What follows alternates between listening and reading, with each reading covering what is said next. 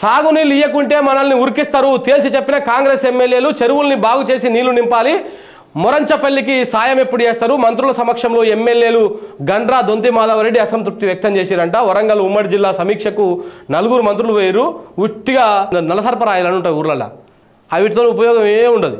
same అటనే ఈ 4 మంత్రులు వేరు బొమ్మలేక కూసురంట వచ్చిరట అన్నారు అంతే తప్ప ఏం ఉపయోగం లేదు నీళ్ళు లేకపోతే సాగునీళ్ళు లేకపోతే కొడతారు మనల్ని అని చెప్పేసి అంటున్నారంట ఇక ఇట్లనేమో సాగునీటి కోసం రాస్తారోకో చేస్తున్నారు సాగునీటి కోసం రైతులు రోడ్డెక్కిరు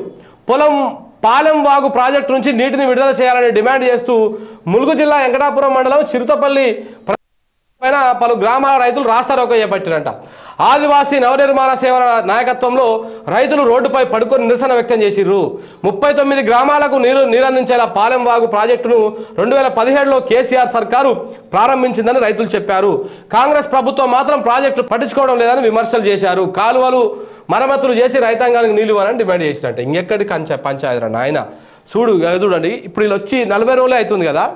ఒక ఆయన అంటారు ఇట్లా ఫోన్లు చేసినప్పుడు కూడా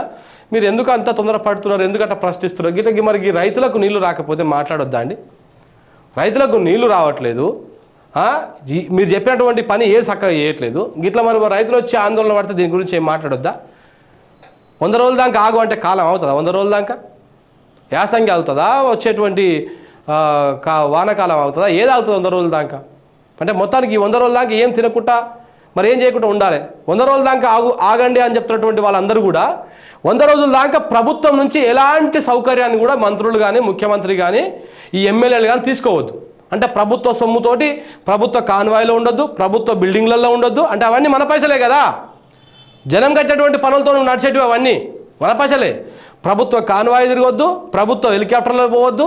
ఎక్కడ కూడా జనం సొమ్ముని వాడొద్దు మీరేం 100 రోజుల దాకా ప్రభుత్వ సొమ్ముతోటి కూలుకోవచ్చు మంచిగా షిప్పడు పెడతాడు తినొచ్చు అక్కడొక్కడ కూర్చొని అంత ప్రభుత్వం సొమ్ముతోటి మేము 100 రోజులకు ముందు అడిగితే ఇట్లా మీరు 100 రోజుల్లో అడుగుతారా అని చెప్పేసి అంటారు సిగ్గుండాలే మాట్లాడుతందుకు తెలియకపోతే తెలుసుకోరే నాయన ఎందుకు ఇట్లా మాట్లాడతారు